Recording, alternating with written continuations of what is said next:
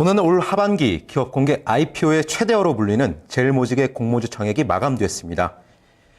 이번 제일모직의 공모주 청약은 총 574만 9,990주 모집에 오후 4시 기준으로 약 11억 2,050만 주가 접수돼 청약 경쟁률 194.9대 1을 기록했습니다. 청약 증거금은 무려 30조 원이 몰려 기존의 삼성생명이 갖고 있던 증거금 신기록을 갈아치웠습니다.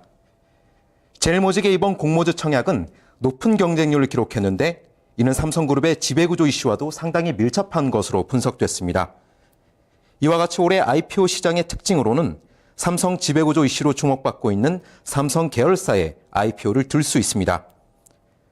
지난달 14일 상장한 삼성 SDS 역시 공모주 청약에서 상당히 높은 경쟁률을 기록한 점도 이 맥락으로 해석됩니다. 삼성 SDS는 공모주 청약에서 경쟁률 134.19대 1을 기록했고 증거금 규모는 15조 5,520억 원에 달했습니다.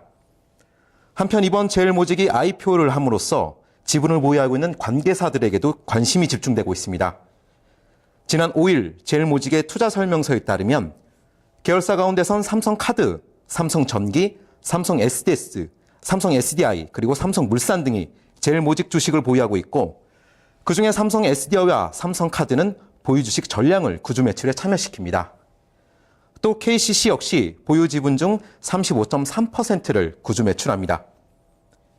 올해 IPO 시장의 또 다른 특징으로는 코넥스에서 코스닥으로의 이전 상장을 들 수 있습니다.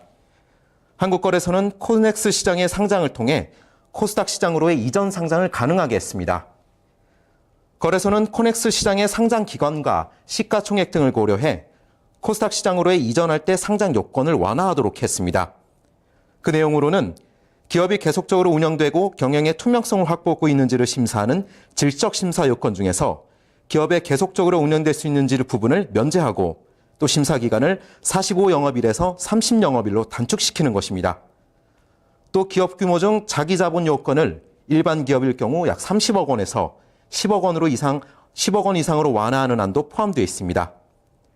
올 들어서는 아지넥스텍과 메디아나 그리고 테라셈 등 총 3개 회사가 코넥스 시장에서 코스닥 시장으로 이전 상장했습니다.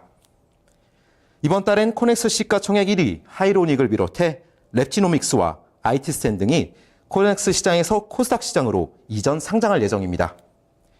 지난해 개정한 코넥스 시장이 활성화가 될 경우 이 같은 코넥스 시장에서의 이전 상장은 더욱 활발해질 것으로 예상됩니다. 올해 IPO 시장의 또 다른 특징으로는 기업 인수 목적 회사 스펙의 급증을 들 수 있습니다. 거래소에 따르면 스펙 공모는 지난 2010년 21개에서 이후 급격하게 줄어들었습니다.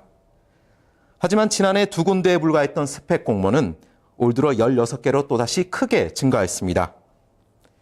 이는 스펙이 투자자 입장에선 원금이 보장된다는 점에서 안정적인 투자 참여, 증권사 입장에서는 상장과 인수합병 등 일반 IPO보다 많은 업무를 진행하기 때문에 일반 공모보다 수수료 수익이 높다는 장점이 부과된 데 따른 것으로 분석됩니다.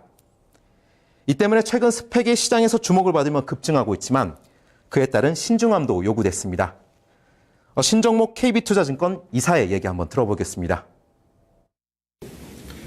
스펙이라는 거는 이제 IPO의 하나의 방법인데 회사들, 발행사들의 입장에서 보면 조금 더 좋은 방법이 될 수도 있고 어떤 회사는 또 안 좋은 방법이 될 수도 있습니다.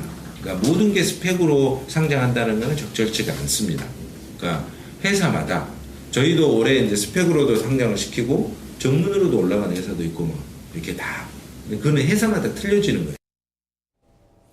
네, 한편 올 들어 현재까지 일반 기업 공모 현황을 살펴보면 유가증권 시장은 5개, 코스닥 시장은 40개로 지난해 대비 각각 2곳과 3곳 늘어났습니다.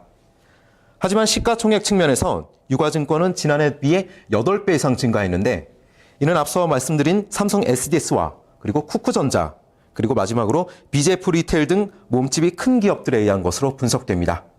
뉴스토마토 김병윤입니다.